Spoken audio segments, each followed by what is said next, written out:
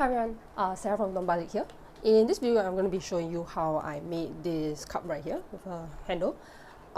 It's actually my first time making the cup throughout the video, so you might notice that it's a bit experimental at some point. You see me trying different methods. What you're going to need for the cup will be your mallet, flat chisels, gouge chisel, and your hacksaw. Also just something that will help you make markings on top of the workpiece as we go along. Yeah, let's get started. So here's the blank I have drawn out. You can see the clear area where the scoop is going to be, and that's going to be a handle. First thing I'm going to do is actually try and roughly chop down as much of the waist as possible, which would include all these corners out here. Trying to get in these areas as well. I'll be testing out a few different methods, but I'll show you the ones that I use on the way.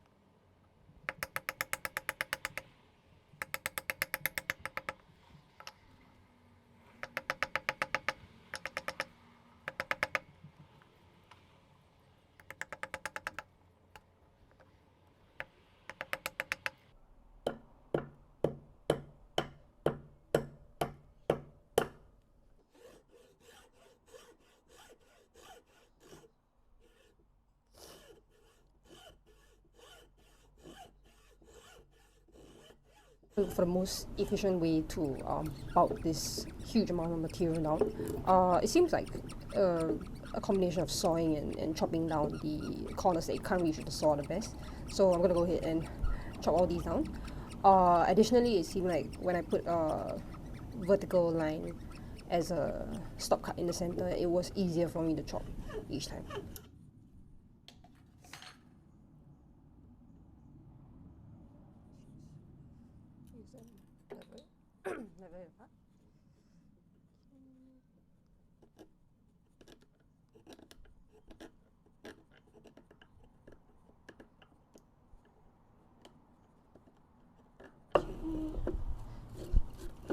So the method I'm using here is typically done using a hatchet or an axe, but I don't have one yet. So I'm just trying to use the chisel to mimic that function where I just aggressively chop down the waist. My preference would be to use the saw for large corners where I can make a straight cut to bulk down like most of the material, such as what I did over here, and then use the chisel to clean up the rest. Because when I'm using the chisel, I don't have to lock it down constantly. Whereas with the saw, you need it to be anchored, held fast, and yeah.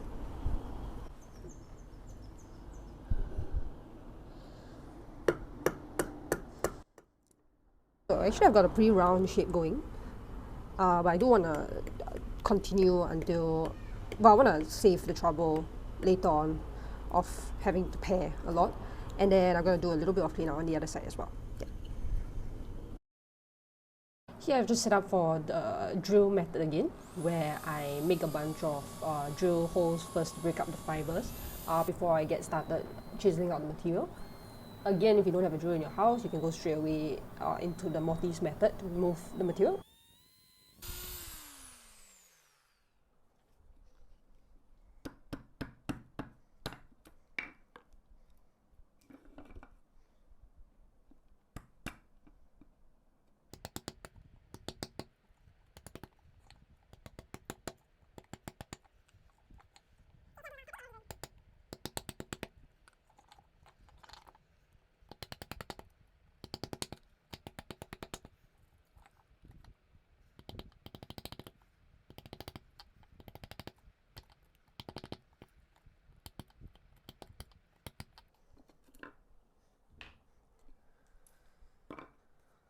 I'm actually going to be making a kind of like a hand hold, like a hold through MORTISE or anything you want to think, like a hold to this thing for you, so that you can hold the mug like that.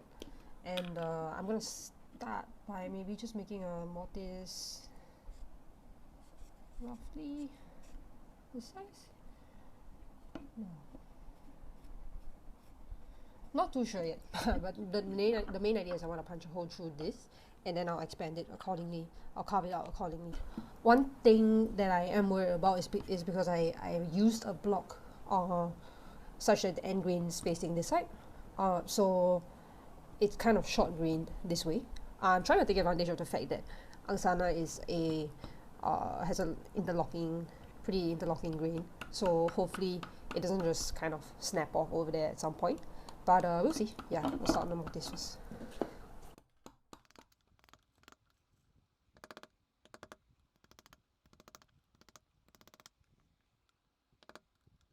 It's so much easier if I just drew the whole thing, but I wanted to show you that you can do a MORTISE just as easily. It just takes a bit more time.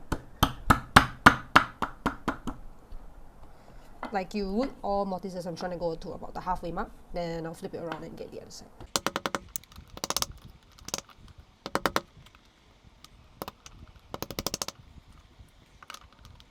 Okay, as you can see, I've had a small mishap on one side, but while it's drying, you can probably start busting out your gouge chisel. You could use a smaller flat chisel to do this as well. In fact, everything before this point, I've been using a flat chisel, and you see that it like decimated the inside really quickly.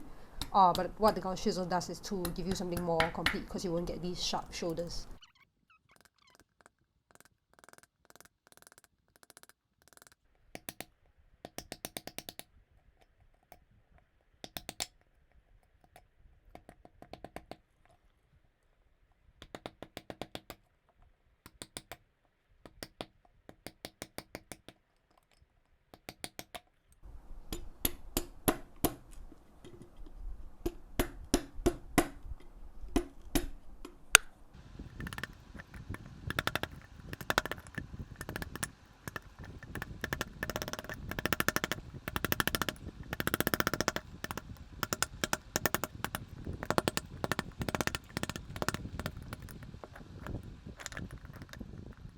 And of course, you can alternate between the gouge chisel and the flat chisel at any point of time. Like I said, the gouge chisel is really just to kind of get rid of those shoulders that the flat chisel leaves behind. But the flat chisel is much better for bulking down the material, especially because in this case we have quite a wide area in the center, so you can reach pretty steep angles, even up to about this depth. With the gouge chisel, I can kind of achieve a scraping effect like this without actually having to use the mallet, just using pure hand force. And yeah, just kind of like cleaning it up towards the center. Actually, the best tool for this would be one of those like hook knives. If you have a hook knife with at home, any sort, this would be a good place to apply it. But if you don't, the gouge chisel can do the job for you.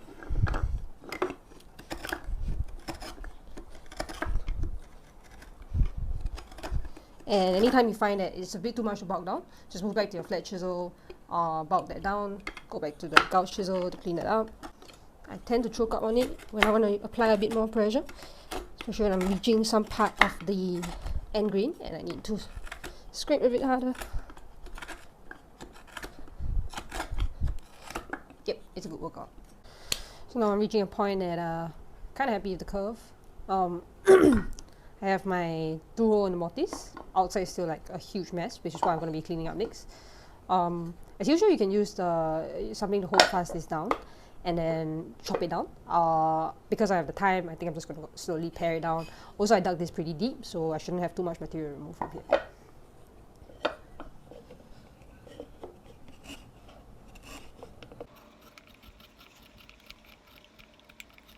So what I'll do is kind of work my way down the side, and that's how I get rid of the kind of uneven outsides. And of course, you always want to find a secure anchor, like what I'm doing now with these 3 points. You also start getting started on the shape of the handle. I haven't fully decided what I want yet, which is why I've kind of left it blocky.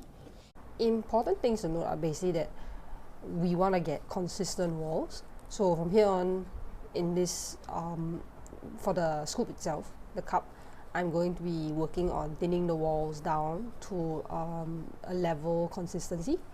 And then for this part, I probably have to do quite a lot of paring, maybe even chopping.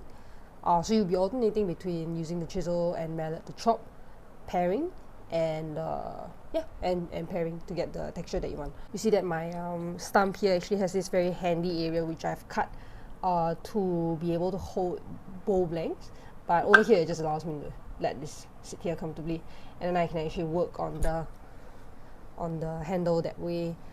Likewise, if I butt it up like that or like that, it allows me a bit more purchase to carve along these areas. Yeah, but yeah, just get comfortable with it. Occasionally, I also carve anchoring the workpiece on my lap.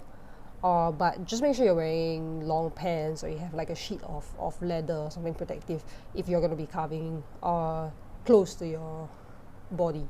Yeah.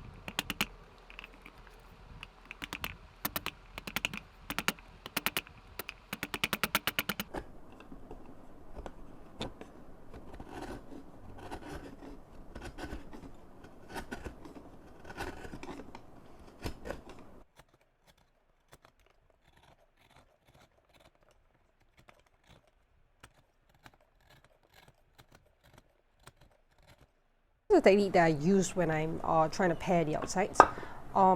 So I try and adapt the way that I use the largest chisel that I have as a kind of like a knife.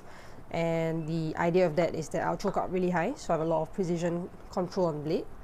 And then using my thumb of my left hand, my non-chisel holding hand, I kind of like push forward lightly to take those light peels off.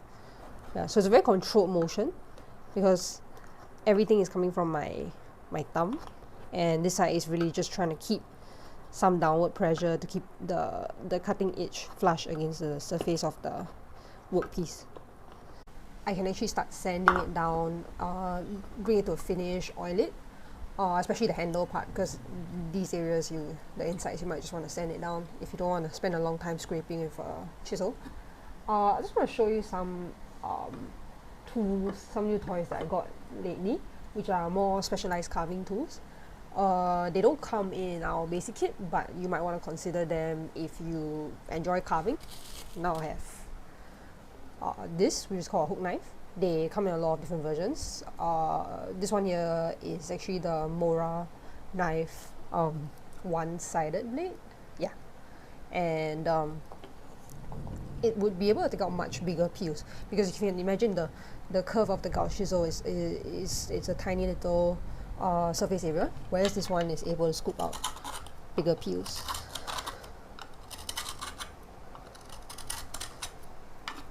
So this acts like a huge, something like a huge gouge chisel, but the motion of my hand is more like a twist rather than the gouge chisel when I'm just pushing the material. So you can see the shavings that are produced are much bigger as well. It takes a while to get used to, but it's an option if you do enjoy carving things with scoops like this. Gouge chisels can do the exact same job. It just takes a bit more time.